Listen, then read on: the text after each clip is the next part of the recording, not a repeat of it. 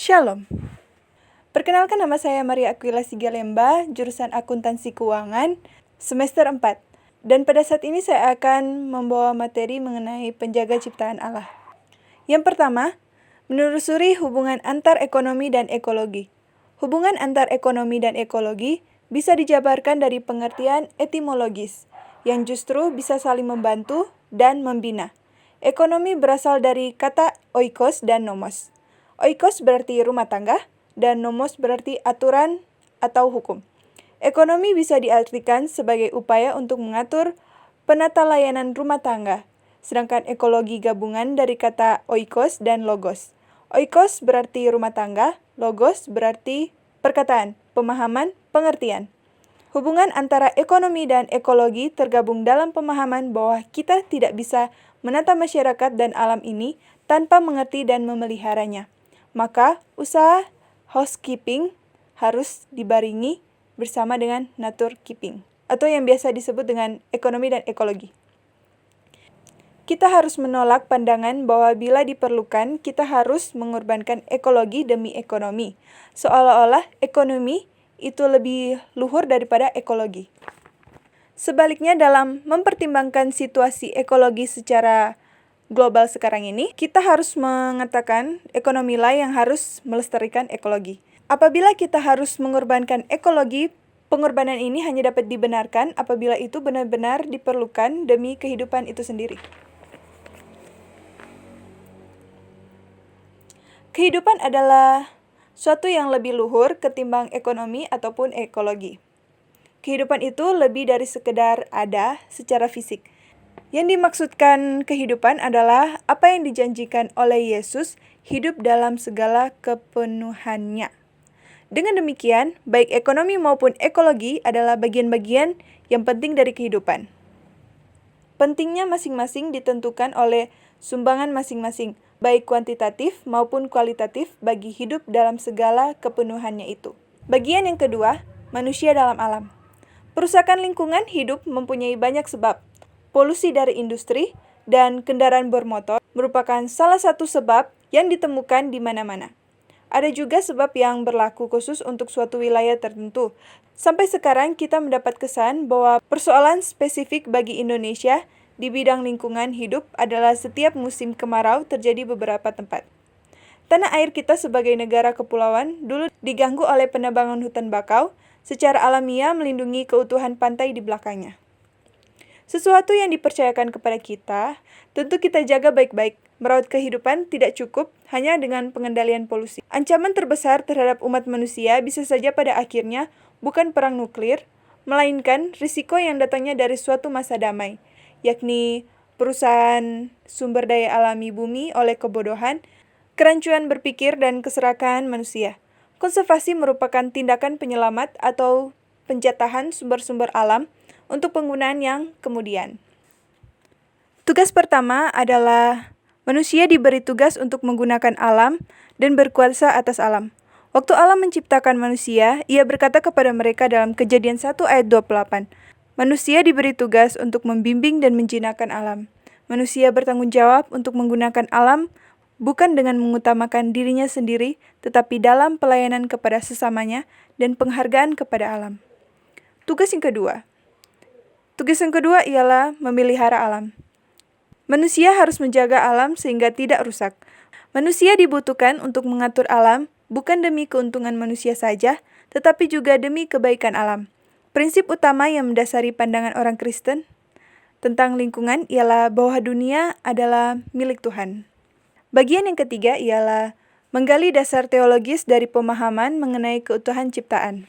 Ada kecenderungan untuk melihat hubungan antara Allah, manusia, dan dunia sebagai hubungan penguasaan. Model ini disebut model monarkis. Model ini dominan, ditekankan secara berlebihan. Menurut model monarkis, Allah tanpa dunia sama dengan Allah. Sebaliknya, dunia tanpa Allah sama dengan nol. Kita bisa setuju bahwa dunia tanpa Allah sama dengan nol. Namun, kita tidak bisa setuju bahwa Allah tanpa dunia sama dengan Allah. Tanpa dunia atau bumi atau ciptaan, Allah tidak bermakna apa-apa. Allah berada dalam hubungan dengan bumi sejak semula. Hakikat Allah adalah bahwa Ia pencipta. Tanpa hakikatnya sebagai pencipta, ia bukan Allah. Kita perlu menyajikan suatu batasan istilah alam karena arti istilah alam cenderung kabur yang disebabkan faktor-faktor berikut. Manusia adalah bagian dari alam, dalam arti kata ikut serta dalam proses-proses biologis dan fisiologis, sama seperti binatang dan makhluk hidup lainnya. Sebaliknya, manusia juga terpisah dari alam karena kita memiliki kesadaran dan sanggup mengambil keputusan secara sadar tergantung cara mengubah alam di sekitar kita. Oleh sebab itu, istilah alam yang dimaksud dalam bagian ini dibatasi pada ciptaan bukan manusia. Nilai alam bagi manusia tidak bisa disangkal. Makanan yang dimakan manusia, minuman yang diminumnya, udara yang dihirupnya, serta bahan untuk pakaiannya, perumahannya, alat-alatnya, dan tenaga yang menjalankan mesin-mesinnya semuanya disediakan dari alam. Dalam Alkitab, manusia adalah bagian dari alam. Ia terikat dalam kesatuan dengan bagian-bagian alam yang lain. Manusia juga berbeda dengan makhluk-makhluk yang lain. Ia mempunyai kedudukan khas di atas alam. Pada satu segi, manusia itu sebagian dari ciptaan Tuhan. Seperti unsur-unsur yang lain, ia tidak ilahi dan tidak maha kuasa. Seperti makhluk-makhluk yang lain, manusia ialah makhluk biologis alamiah. Ia harus takluk kepada hukum-hukum alam, ia harus makan, minum, dan tidur, ia memperoleh keturunan melalui proses kehamilan dan kelahiran seperti binatang menyusui yang lain. Akhirnya, manusia seperti binatang-binatang yang lain akan mati. Manusia mempunyai dua segi. Sebagai ciptaan Allah, ia bersatu dengan makhluk-makhluk yang lain. Ia juga dapat bersatu dengan Allah. Ia terlihat dalam alam, tetapi ia berwibawa atas alam. Sebagai gambar Allah, ia mewakili alam dalam ciptaan. Bagian yang keempat ialah mendeskripsikan sikap manusia terhadap alam. Karena alam bernilai, manusia perlu menghargai alam. Penghargaan ini disertai dengan rasa kagum terhadap alam. Menghargai alam tidak sama dengan menyembah alam, karena alam tidak ilahi, alam tidak layak disembah. Penghargaan kita kepada alam disertai dengan rasa syukur kepada penciptaannya. Penghargaan kepada alam tidak berarti bahwa kita tidak boleh menggunakan alam, tetapi penggunaan kita jangan merosot sehingga menjadi perkosaan. Perkosaan maksudnya menguasai alam secara berlebihan.